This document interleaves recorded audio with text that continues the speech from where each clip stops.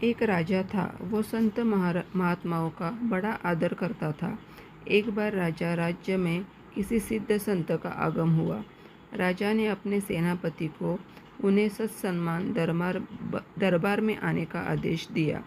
सेनापति एक सुसज्जित रथ लेकर संत के पास पहुंचा। राजा के आमंत्रण की बात सीधे कहने के स्थान पर सेनापति ने विनम्रता के सिर झुकाकर अभिवादन करने के बाद कहा, हमारे महाराज ने प्रणाम भेजा है।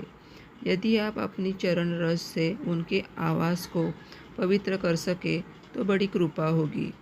फिर संत राजमहल में चलने को तैयार हो गए। संत अत्यंत नाटे कद के थे। उन्हें देखकर सेनापति को यह सोचकर हंसी आ गई कि इस ठिंगने व्यक्ति से उनका लंबा चौड़ा और बलिष्ठ राजा आखिर किस तरह का विचार विमर्श करना चाहता है। संत सेनापति के हंसने का कारण समझ गए।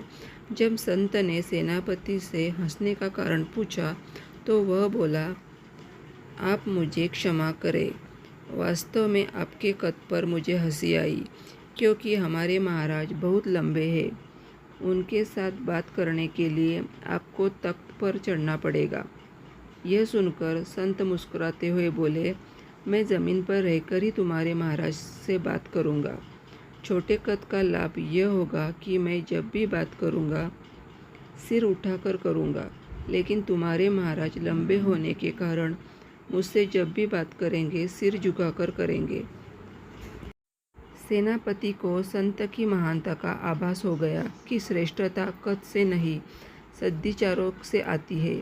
विचार यदि उत्तम और ज्ञानयुक्त हो तो व्यक्ति सच्चे अर्थों में महान बनकर संपूर्ण समाज के लिए प्रणम्य हो जाता है।